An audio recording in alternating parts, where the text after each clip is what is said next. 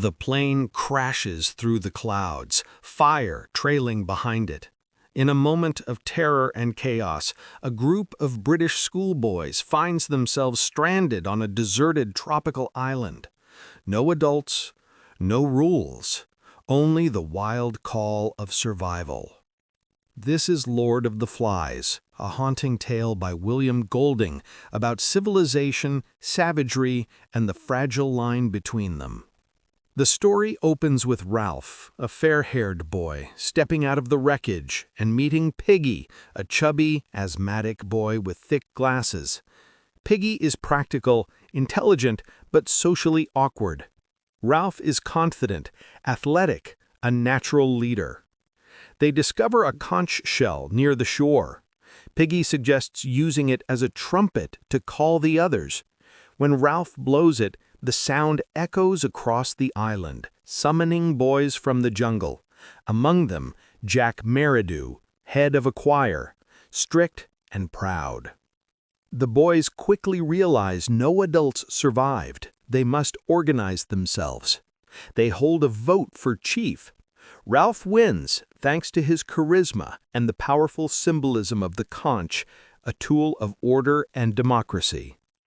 Jack, though disappointed, is given command of the choir, now designated as hunters. Together, they decide to have fun, build shelters, and keep a signal fire burning atop the mountain to attract rescuers. Hope seems bright. The boys use Piggy's glasses to ignite the fire, a spark of civilization, literally and metaphorically. But excitement turns reckless. The fire blazes out of control, devouring part of the forest. When they regroup, one of the little ones, the smallest boys, is missing, burned alive, though they dare not say it aloud. Already, Innocence is slipping away. Fear creeps in next, the beastie, a supposed creature in the jungle. The little ones whisper about it at night. At first, the older boys dismiss it, but unease spreads. Piggy insists there's no beast, only fear itself. Ralph tries to reassure them with logic, but Jack begins to see the beast as an opportunity to control the others through fear. As days pass, Ralph focuses on building shelters and maintaining the fire. Jack grows obsessed with hunting. Painted in clay and charcoal, he leads his hunters through the forest, consumed by the thrill of killing. When a ship passes by the horizon, Ralph sees their signal fire has gone out.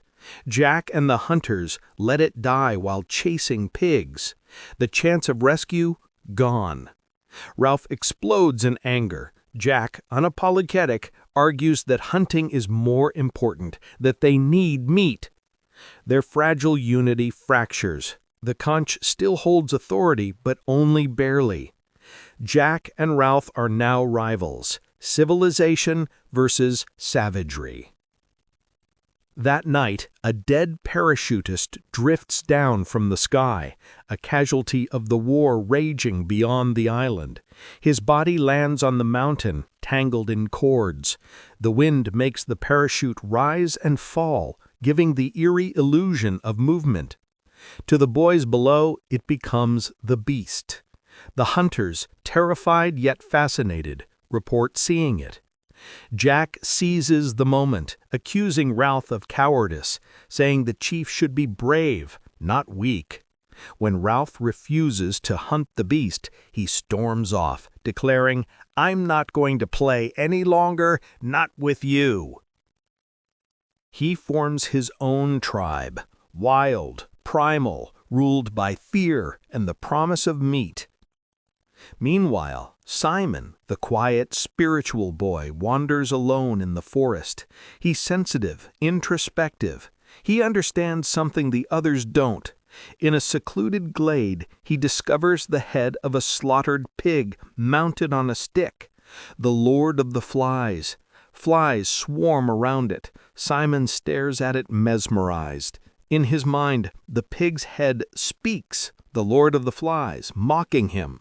Fancy thinking the beast was something you could hunt and kill. You knew, didn't you? I'm part of you." Simon realizes the truth. The beast isn't a creature outside them.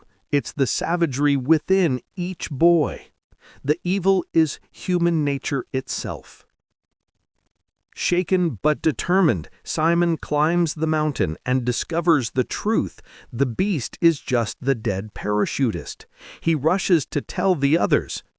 Down on the beach, Jack's tribe holds a feast. Firelight flickers. Meat roasts over flames. Rain begins to fall. The boys chant and dance in a frenzy. "Kill the beast! Cut his throat! Spill his blood!" Out of the darkness, Simon stumbles into the circle, trying to speak, to tell them the truth.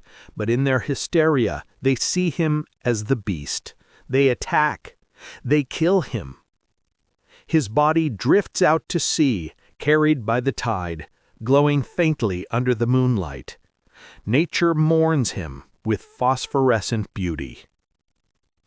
The next morning, Ralph, Piggy, and the twins Sam and Eric sit in shock. They know what happened, though they dare not say it. Jack's tribe has moved to Castle Rock, a fortress-like part of the island.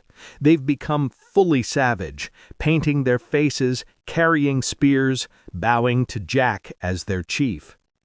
That night, Jack's hunters raid Ralph's camp, not for food, but for Piggy's molasses, their only means of making fire. Piggy pleads for order, insisting the conch still holds power. Ralph decides to confront Jack. At Castle Rock, words turn to violence. Piggy raises the conch, trying to speak reason. Which is better, to have rules and agree, or to hunt and kill? But Roger, Jack's cruel lieutenant, releases a massive boulder. It strikes Piggy. The conch shatters. Piggy falls to his death. The symbol of order gone forever.